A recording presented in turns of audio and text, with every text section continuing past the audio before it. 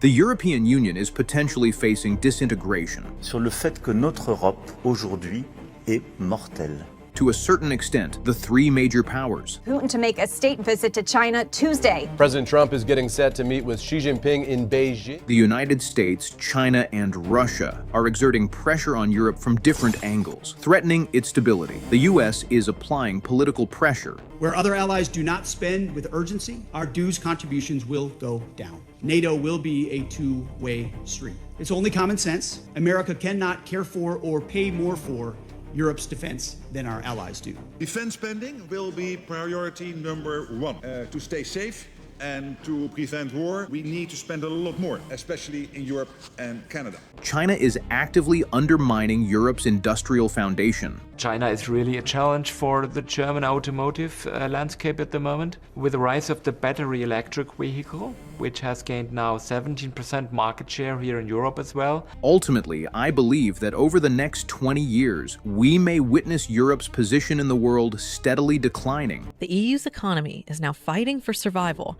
and struggling to keep pace with the US and China.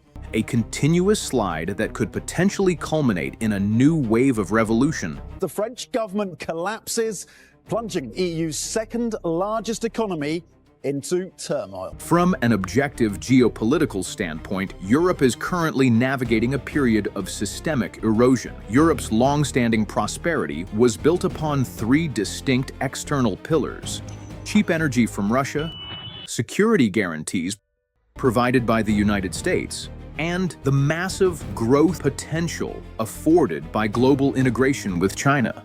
As the international order undergoes a fundamental realignment, each of these dividends is evaporating. The U.S., acting as the linchpin of the transatlantic alliance, is now demanding that Europe shoulder a significantly heavier burden regarding defense. Well, the big question is, are they paying the 5%? And political alignment. Washington's current strategic imperative is not merely about maintaining alliances, but about forcing a realignment of Europe's foreign policy and industrial priorities. The threat that I worry the most about vis-a-vis Europe is not Russia, it's not China, it's not any other external actor. And what I worry about is the threat from within, the retreat of Europe from some of its most fundamental values, values shared with the United States of America. The goal is to clear the board of strategic obstacles, compelling Europe to pivot away from its aspirations for strategic autonomy. There is an ancient Roman saying, if you want peace, prepare for war. It's a simple idea. Make your defenses so strong that no one dares to attack you.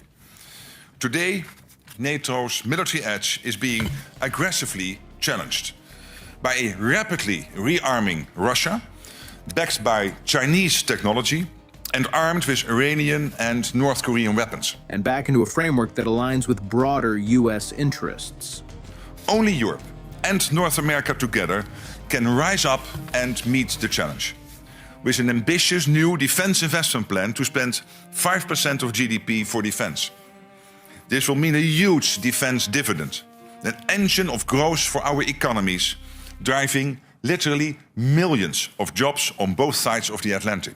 Concurrently, Europe's manufacturing base, its economic backbone, is facing a direct and potent challenge from China's industrial apparatus. China has become the world's largest auto exporter. $9,200 equivalent US dollars. Chinese automakers are going to come here eventually, and they're going to do it regardless of if there's a tariff or not. Across critical sectors such as automotive, chemicals, and pharmaceuticals, European firms are struggling to compete not only on cost, but on technical scale. China has the capacity to make half the world's cars, 4 times as many as the US typically makes. Annual demand within the country is about 25 million units. That leaves 15 million cars for export, nearly as many as the US can sell in a good year. China sent 5 million cars to over 100 countries in 2023, making it one of the largest exporters in the world. At the end of 2023, BYD stormed past Tesla to become the #1 EV manufacturer on the planet. This is not just a matter of trade imbalances. It represents a fundamental hollowing out of the industrial base that has long sustained the European social welfare model.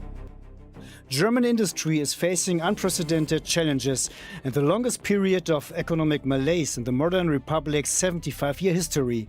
With even established giants like Volkswagen in dire straits, companies need to go greener and become more innovative.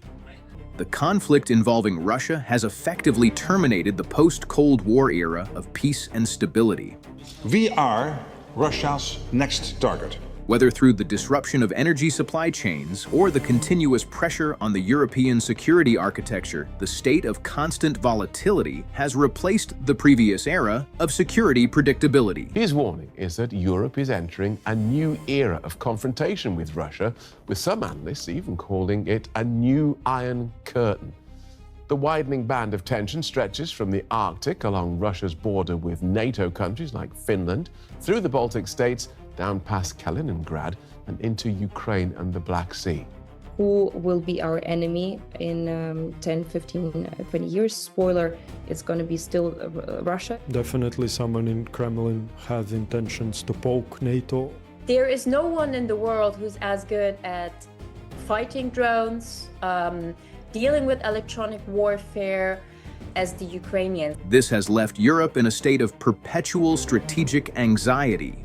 As the old order is dismantled, the next 2 decades will define a completely new European reality. But here is the critical question for you. What will this new Europe actually look like? Will it completely fracture under the weight of these external pressures? Or will this unprecedented crisis trigger a radical, unified reinvention? Furthermore, out of the 3 powers, the US, China, or Russia, which one do you believe poses the most fatal long-term threat to the European system?